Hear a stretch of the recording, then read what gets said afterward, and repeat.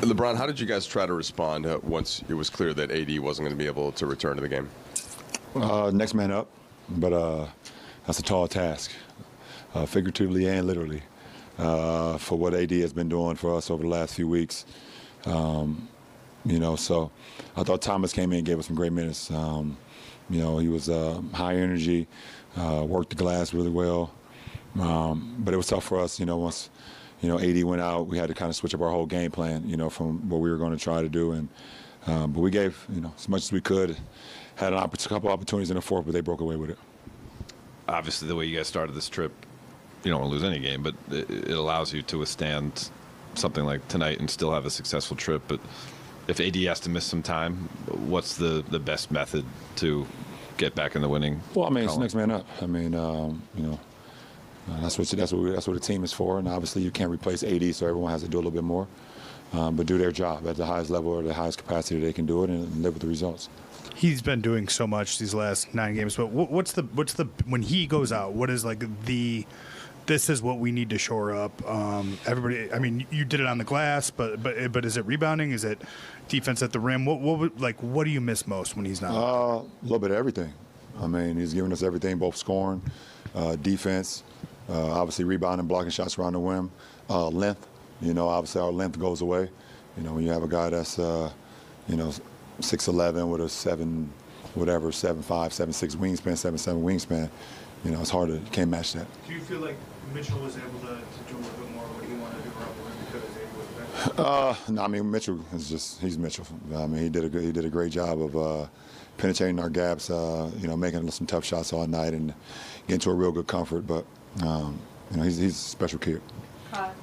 Obviously the fourth quarter got away from you guys, but up until that point, especially when you guys were tied at 92, is that something that even in the loss, even with the result, that's something you can dig out of this game and maybe speaks to the character? No. We're not a young ball club. We lost and we move on. And sort of taking aside, this game, what's it like to kind of see a Cleveland team and in Donovan, a star here has them competitive and has this building full energy? Well, they were competitive before Donovan got here, but I thought, them adding him made them even more dynamic. If you watched them last year, you saw how competitive they were as well. I think when some of their guys got injured towards the end of the season, they slipped a little bit and ended up in the playing game, but they were a good team last year. You add an all-star, NBA all-star, a dynamic wing, or a dynamic guard, like Donovan is just going to automatically make your team better. So, Joe? You've been back here a bunch of times and celebrated a bunch of times. Video tributes, standing ovation. This one, not the standing ovation part, but the video tribute. Did this one catch you off guard at all tonight? Surprise you at all? Yeah, a little bit. But it's always love coming back here. Obviously, the memories that I have here will never be forgotten. From the time I was drafted as an 18-year-old kid to the time I left, and then left. So, the reception I got from the fans here is mutual. That's for sure. And you may have talked about it with these guys over the last couple of weeks, but the way that Anthony's been playing lately, and then the way that you've kind of been playing off him almost, was that your plan or the plan all the way back when you first acquired Anthony? Yep. Why do you think it's happening now, this way? Just timing. We have time for 2 more. We'll take the show here and with Branson. LeBron, going off of Joe's question, you've been in this building, this is your building. Have you ever heard it as an opponent like that? Have you ever been around an environment like this as an opponent? As far as what?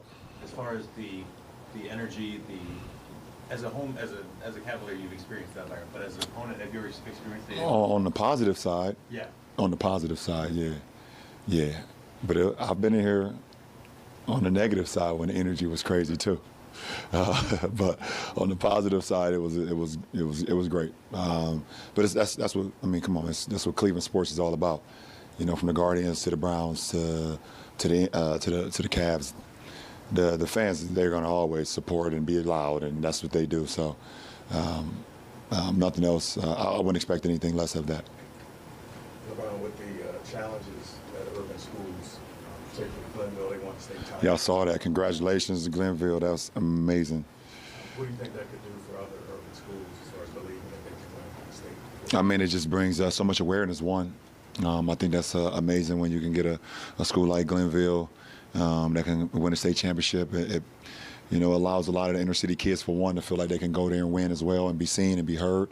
So it gives a lot of credit to that. I think it's pretty special. I think it's pretty special. And I got a couple friends of mine that actually went to Glenville years and years and years and years ago. But that's from that community, and they were extremely excited. And Coach Ginn is always, he's a friend of ours, and obviously his son Teddy Ginn is a friend of ours. And so just seeing the success that they had and make that run and be able to bring a state championship back to the city, to the inner city, it brings a lot to not only to the sports side of the inner city, but also just to the community in general. Thanks, Coach. Yep. Thank you.